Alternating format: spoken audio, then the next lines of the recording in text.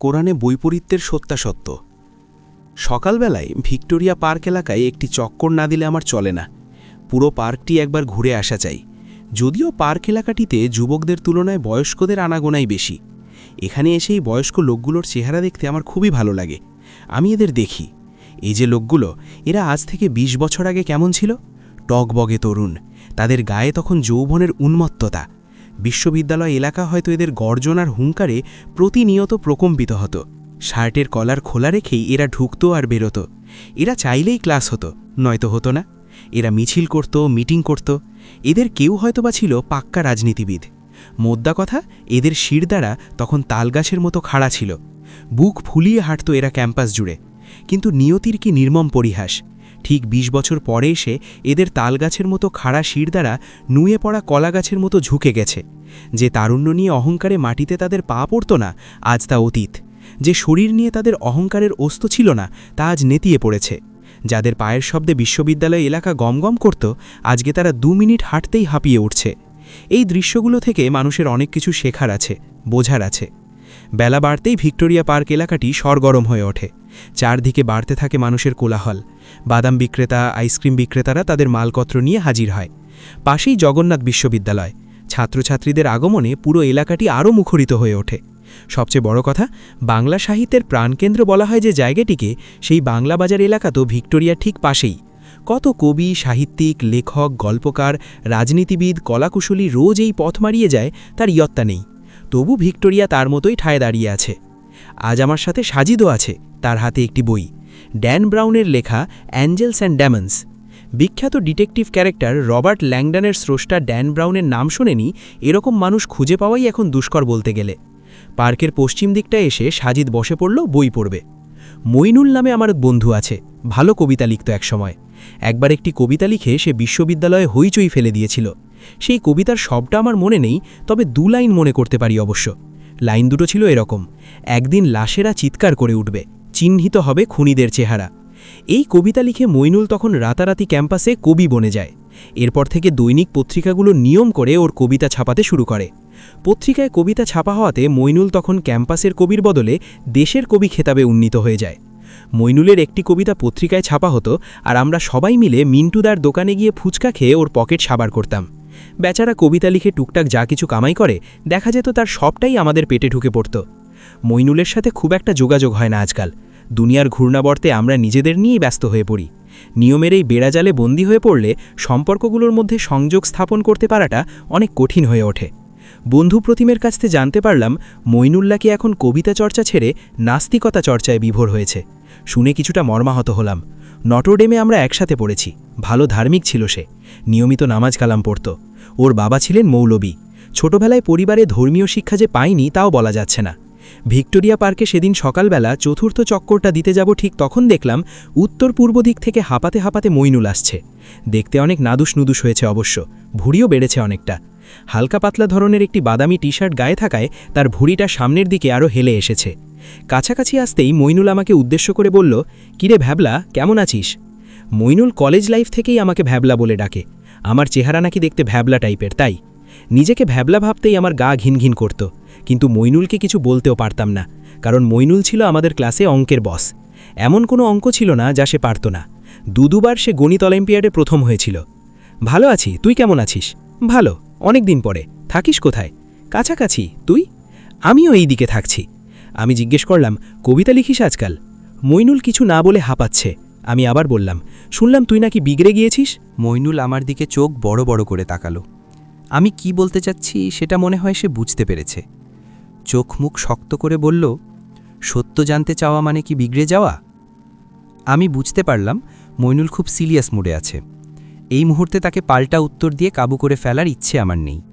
হাঁটতে হাঁটতে আমরা তখন পার্কের পশ্চিম দিকটায় চলে এসেছি। সাজিদ তখনও বই পড়ছে। আমি এসে সাজিদের সাথে মইনুলের পরিচয় করিয়ে দিলাম। সাজিদের একটি গুণ এই, সে অপরিচিত কারো সাথে মুহূর্তেই সম্পর্ক গড়ে তুলতে পারে। প্রাথমিক পরিচয় পর্ব সেরে আমি আর মইনুল সাজিদের পাশে বসে পড়লাম। দুজনেই হাঁপাচ্ছি। মইনুল মুখ হাঁ করে নিঃশ্বাস ছাড়ছে। সাজিদ তার ব্যাগে থাকা পানির বোতলটি মইনুলের দিকে বাড়িয়ে দেয়। মইনুল হাত বাড়িয়ে বোতলটি নিয়েই ঢকঢক করে বোতলের অর্ধেক পানি পেটের ভেতরে চালান করে দেয়। এরপর সে বোতলটা আমার দিকে বাড়িয়ে দিয়ে বলল, নে পানি খা। পানি পান করে শার্টের হাতায় মুখ মুছে নিয়ে বললাম, তা তোর বিগড়ে যাওয়ার রহস্যটা কী রে মুটকু? মইনুল দাঁত মুখ খিচে আমার দিকে তাকালো। তাকে তখন আলিফ লাইলার কান খাড়া করা পিশাচের মতো দেখাচ্ছিল। আমি বললাম, সরি, আমি আসলে জানতে চাচ্ছিলাম তোর এই পরিবর্তনের কারণ কি। আমার কথা বেশ গায়ে লাগলো তার। ভারী মুখ নিয়েই বলল, পড়াশোনা কর, জানতে পারবি। তুই পড়াশোনা করেই এরকম বিগড়ে গিয়েছিস? My goodness. আমাদের এই ঝগড়া বেশি দূর আগাতে দিল না সাজিদ। সে আমার দিকে তাকিয়ে বলল, কি নিয়ে তর্ক করছিস তোরা? মইনুলের দিক থেকে কঠিন দৃষ্টি ফিরিয়ে আমি সাজিদের দিকে তাকালাম। বললাম, মইনুল নাকি নাস্তিক হয়ে পড়েছে। আমাদের ধর্ম নিয়ে সে নাকি এত বেশি পড়াশোনা করে ফেলেছে যে সে আস্ত একটা অশ্বডিম্ব হয়ে বসে আছে। আমার কথায় বেশ রাজ ঝরছে দেখে পরিস্থিতি স্বাভাবিক করার চেষ্টা করল সাজিদ। বলল, একজন লোক তো চাইলে অনেক বেশি পড়াশোনা করতে পারে, সেটি ধর্ম নিয়ে হোক বা অন্য কিছু। তাই বলে নাস্তিক হয়ে যেতে হবে? আমার প্রশ্ন। সেটি তো তোর মর্জি মাফিক হবে না। কে আস্তিক থাকবে আর কে নাস্তিক থাকবে ব্যাপারটি তো আমি আর তুই ঠিক করব না, তাই না? এমনিতেই প্রচণ্ড রেগে আছি, তার উপর সাজিদের এমন দরদ মার্কা কথা শুনে আমার তো একেবারে গা জ্বলে যাওয়ার মতো অবস্থা। আমাকে দু-চার কথা শুনিয়ে এবার সে মইনুলের দিকে ঘিরে খুব শান্ত গলায় বলল, মইনুল ভাই, আরিফের কথায় আপনি কিছু মনে করবেন না। সে আসলে অল্পতেই রেগে যায়, অস্থির স্বভাবের, কিন্তু বন্ধু হিসেবে সে যথেষ্টই ভালো মনের মানুষ। সাজিদের কথা শুনে আমার রাগের মাত্রা যেন আরও বেড়ে গেল। গাছের গোড়া কেটে আগায় পানি ঢালা হচ্ছে। খেয়াল করলাম মইনুলের মুখ থেকে রাগের আভাটুকু সরে গেছে। সাজিদের কথাগুলো সে হয়তো পছন্দ করেছে, তাই বলল, না, কি মনে করব, ও আর আমি তো কলেজ লাইফ থেকেই এরকম খুনসুটি করতাম, এগুলো আমাদের জন্য স্বাভাবিক ব্যাপার। সাজিদ হেসে বলল, বাহ, তাহলে তো আর কোনো ঝামেলাই নেই। তা কোন ডিপার্টমেন্টে আছেন? মইনুল বলল, ম্যাথমেটিক্স। খুব ভালো। আপনার কথা আরিফের কাছে আগে কখনোই শুনিনি, আজকে পরিচয় হয়ে খুব ভালো লাগলো। মইনুল ইতস্তত করে বলল, আমরা তো একই বয়সের বলা চলে, আমাদের মধ্যে আপনি সম্বোধনটা না থাকলেই ভালো হবে বলে মনে হচ্ছে। মইনুলের কথায় সায় দিয়ে সাজিব বলল, ঠিক আছে। ঠিক আছে বলার পরে সাজিদ পুনরায় প্রশ্ন করল, আচ্ছা, যদি কিছু না মনে করো, আমি কি তোমাকে একটা প্রশ্ন করতে পারি? অবশ্যই, বলল মইনুল। আরিফ একটু আগে বলল তুমি নাকি নাস্তিক হয়ে গেছো। আমি অবশ্য জানতে চাইব না যে কেন তুমি নাস্তিক হয়ে গেছো। আমি শুধু এটুকু জানতে চাচ্ছি, কোন জিনিসটা তোমাকে নাস্তিক হতে অনুপ্রাণিত করেছে? আমি কুরআন নিয়ে পড়াশোনা করেছি, পড়াশোনা করে বুঝতে পেরেছি যে এটা কখনোই স্রষ্টার বাণী হতে পারে না। স্রষ্টাকে যদি আমরা আউট অফ মিস্টেক হিসেবে ধরে নিই, তাহলে স্রষ্টার বাণীর মধ্যে কোনো রকম অসামঞ্জস্য কিংবা বৈপরীত্য থাকতে পারে না। কিন্তু কুরআনে এরকম অসামঞ্জস্য, বৈপরীত্য রয়েছে, বলল মইনুল। আমি ধৈর্য ধরে চুপ করে আছি। সাজিদ হাসি মুখে বলল, বুঝতে পেরেছি তোমার কথা। আচ্ছা, তুমি কুরআন নিয়ে কোথায় বা কার কাছে পড়াশোনা করেছ? চুপ করে আছে মইনুল। কুরআন নিয়ে কোথায় বা কার কাছে পড়েছে সে তার কোনো উত্তর দিতে পারল না। তাকে চুপ করে থাকতে দেখে সাজিদ আবার বলল, আচ্ছা বাদ দাও সেটা। তুমি বললে যে কুরআনে অসামঞ্জস্য খুঁজে পেয়েছ, দয়া করে আমাকে একটু বলবে কি সেগুলো কী রকম? আমিও আসলে কুরআনকে বোঝার চেষ্টা করি, এজন্যই জানতে চাইছি। মইনুল কিছুটা সময় নিল, এরপর বলতে লাগল, যেমন ধরো, কুরআনের এক জায়গায় বলা হচ্ছে আল্লাহর একদিন হলো 1000 বছরের সমান, আবার অন্য জায়গায় বলা হচ্ছে আল্লাহর একদিন হলো 50,000 বছরের সমান। ব্যাপারটি কি পরস্পর বিরোধী নয়? এখান থেকে আমরা কোনটা বুঝব? আল্লাহর একদিন মানে দুনিয়ার 1000 বছর নাকি 50,000 বছর? এবার আমি কথা বলে উঠলাম, কুরআনের কোন জায়গায় এই কথাগুলো বলা আছে? রেফারেন্স দেখা। তুই নিজের মতো করে কথা বললে তো আর হবে না। সাজিদ বলল, আরিফ, মইনুল কিন্তু ঠিকই বলেছে। কোরআনের এক জায়গায় বলা আছে আল্লাহ তাআলার একদিন 1000 বছরের সমান, আমার অন্য জায়গায় বলা হয়েছে তার একদিন হলো 50,000 বছরের সমান। সাজিদের কথা শুনে আমি হতবাক হয়ে গেলাম। মইনুলের এই নাস্তিক্যধর্মী কথাকে সে ডিফেন্ড করল কিনা বুঝতে পারলাম না। তাকে প্রশ্ন করলাম, কোরআনের কোথায় বলা হয়েছে এরকম কথা? সাজিদ উত্তর দিল, সূরা হজ, সাজদা এবং মাআরিজে। মইনুল বেশ উৎফুল্ল গলায় বলল, রাইট, এই সূরাগুলোতেই আছে, আমি পড়েছিলাম, কিন্তু রেফারেন্সগুলো মনে নেই। সাজিদ মইনুলের দিকে তাকিয়ে বলল, কিন্তু মইনুল ভাই, অত্যন্ত দুঃখের সাথে বলতে হচ্ছে এই ব্যাপারগুলোতে আমি তোমার সাথে মোটেও একমত নই। অবাক হলো মইনুল, বলল, কেন? আমার দৃষ্টিতে এই ব্যাপারগুলোতে আসলে কোনো রকম অসামঞ্জস্য বা বৈপরীত্য নেই। কি অদ্ভুত, বলল মইনুল। স্পষ্টভাবে দু জায়গায় দুরকম ইনফরমেশন দেওয়া আছে, তারপরেও তুমি বলছো এখানে কোনো রকম বৈপরীত্য নেই। হ্যাঁ, আমি আমার বিশ্বাসের জায়গা থেকে শক্তভাবেই বলছি এই জায়গাগুলোতে বিন্দুমাত্র বৈপরীত্য নেই, সাজিদ বলল। সকালের রোদ চড়ে বসতে শুরু করেছে। বেড়ে চলেছে কর্মমুখী মানুষের আনাগোনা। গাড়ির হর্ন আর মানুষের আওয়াজে এলাকাটি কোলাহলপূর্ণ হয়ে উঠেছে। আমরা পাশের একটি রেস্টুরেন্টে এসে বসলাম। চা পরোটা অর্ডার করে সাজিদ আর মইনুল আবারও তর্কে জড়িয়ে পড়ল। মইনুল বলল, তার মানে তুমি বলতে চাচ্ছ এই আয়াতগুলো বৈপরীত্য নির্দেশ করে না, তাই তো? হ্যাঁ। তোমার দাবির পক্ষে প্রমাণ কি? নড়ে চড়ে বসে সাজিদ বলল, তোমার আপত্তির ব্যাপারটা আছে সূরা হজের ৪৭ নম্বর আয়াতে, সূরা সাজদার ৫ নম্বর আয়াতে এবং সূরা মাআরিজের ৪ নম্বর আয়াতে। প্রথম দুই আয়াত অর্থাৎ সূরা হজ এবং সূরা সাজদার আয়াতে বলা হচ্ছে আল্লাহ সুবহানাহু ওয়া তাআলার একদিন হল ১০০০ বছরের সমান। আবার সূরা মাআরিজের আয়াতে বলা হয়েছে আল্লাহর একদিন হল ৫০,০০০ বছরের সমান। এখন এই আয়াতগুলোতে সত্যি কোনো বৈপরীত্য আছে কিনা তা জানতে হলে একটি বিশদ ব্যাখ্যার প্রয়োজন আছে। তোমার হাতে কি সময় আছে শোনার জন্য? সম্মতি জানিয়ে মইনুল বলল, অবশ্যই আছে। সাজিদ বলল, ঠিক আছে, ব্যাপারটি আমি দুই ভাগে বোঝানোর চেষ্টা করব। প্রথমে আমি আল্লাহর রাসূল সাল্লাল্লাহু আলাইহি ওয়াসাল্লামের হাদিস থেকে দলিল টেনে ব্যাখ্যা করব। এরপরে আয়াতগুলো দিয়েই আয়াতগুলোকে পর্যালোচনা করব। ব্যাখ্যায় যাওয়ার আগে আমরা কোরআনের সেই আয়াতগুলো দেখে নিই যেগুলো নিয়ে আজকের আলাপ। এতটুকু বলে সাজিদ তার ফোন থেকে কোরআনের অ্যাপস ওপেন করে সেখান থেকে সূরা হজের ৪৭ নম্বর আয়াত কি তিলাওয়াত এবং অর্থ পড়ে শোনালো আমাদের। তারা আপনাকে তাড়াতাড়ি শাস্তি নিয়ে আসতে বলে, কিন্তু শাস্তি তো আসবে আল্লাহর ওয়াদা অনুযায়ী নির্দিষ্ট সময়ে, কেননা আল্লাহ কখনো তার ওয়াদার খেলাফ করেন না। তোমার প্রতিপালকের একদিন হল তোমাদের গণনায় ১০০০ বছরের সমান। এরপর সে তিলাওয়াত করল সূরা সাজুদার ০৫ নম্বর আয়াত। তিনি আকাশ থেকে পৃথিবী পর্যন্ত সকল কার্য পরিচালনা করেন, অতঃপর সকল বিষয়াদি তারই কাছে একদিন উত্থিত হবে, যার পরিমাণ তোমাদের গণনায় ১০০০ বছর। এরপর সূরা মাআরিজের ৪ নম্বর আয়াত। ফেরেশতা এবং রূহ অর্থাৎ জিবরিল আল্লাহর দিকে আরোহণ করে এমন দিনে যার পরিমাণ ৫০,০০০ বছর। আমরা দেখতে পাচ্ছি প্রথম আয়াত এবং দ্বিতীয় আয়াতে সময়কাল দেখানো হচ্ছে ১০০০ বছর করে, কিন্তু তৃতীয় আয়াতে সময়কাল দেখানো হচ্ছে ৫০,০০০ বছর। তাহলে কোনটি সঠিক? আল্লাহ সুবহানাহু ওয়া তাআলার একদিন সমান ১০০০ বছর নাকি ৫০,০০০ বছর? মূলত আল্লাহর একদিন সমান ১০০০ বছর। এর পক্ষে হাদিস থেকে প্রমাণ পাওয়া যায়। রাসূল সাল্লাল্লাহু আলাইহি ওয়াসাল্লাম বলেছেন, নিঃস্ব মুসলিমরা ধনীদের তুলনায় অর্ধেক দিন অর্থাৎ ৫০০ বছর পূর্বে জান্নাতে যাবে। এখানে অর্ধেক দিন হল আল্লাহ সুবহানাহু ওয়া তাআলার একদিনের অর্ধেক সময়। আর এই সময়টা কত? তা হল ৫০০ বছর। অর্ধেক দিন যদি ৫০০ বছরের সমান হয় তাহলে পুরো দিন সমান কত বছর হবে? সোজা অঙ্ক, পুরো দিন সমান ১০০০ বছর, অর্থাৎ আল্লাহর একদিন সমান বান্দাদের অর্থাৎ পৃথিবীর ১০০০ বছরের। মইনুল বলল, ৫০,০০০ বছরের সময়টা কোত্থেকে এলো তাহলে? ভালো প্রশ্ন। ৫০,০০০ বছরের সময়টা তাহলে কিভাবে এলো, তাই না? এই সময়টা আসলে আল্লাহ এবং বান্দার মাঝের সময় নয়। এই সময়টা মূলত কিয়ামত দিবস বিষয়ক একটি সময়। জাকাত প্রদান করে না এমন ব্যক্তির শাস্তির কথা উল্লেখ করতে গিয়ে রাসূল সাল্লাল্লাহু আলাইহি ওয়াসাল্লাম বলেন, তার শাস্তি চলতে থাকবে এমন একদিন পর্যন্ত যার হবে ৫০,০০০ বছর। তারপর তার ভাগ্য নির্ধারিত হবে হয় জান্নাতের দিকে না হয় জাহান্নামের দিকে। পরিমাণ। এখান থেকে এটা সুস্পষ্ট যে উল্লিখিত দিন হল কিয়ামতের দিন এবং উল্লিখিত সময় হল ৫০,০০০ বছর, যা সূরা মাআরিজে উল্লিখিত আছে।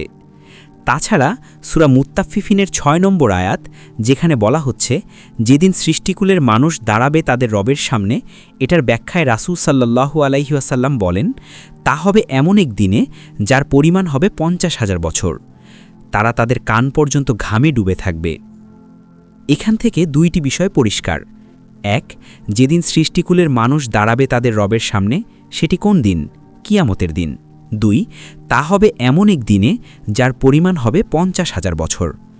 সুতরাং এখান থেকে বোঝা যায় যে কিয়ামত দিবসের সময়কাল সাধারণ সময়কালের চেয়ে দীর্ঘ। হাদিস এবং কুরআন থেকে এটি স্পষ্ট যে সূরা মাআরিজে উল্লিখিত সময়কাল পৃথিবী এবং আল্লাহর মধ্যবর্তী সময়কাল নয়, বরং এটি কিয়ামত দিবসের সময়কাল। জেনারেল সেন্স থেকেও যদি আমরা বিচার করি, দুঃখ কষ্টের সময়গুলো আসলেই কেমন যেন দীর্ঘ মনে হয় আমাদের কাছে। সময়গুলো যেন ফুরুতেই চায় না।